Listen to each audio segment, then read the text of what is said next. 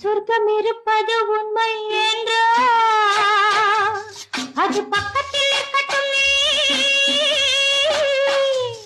பெருங்கட்டரை ஓடட்டும்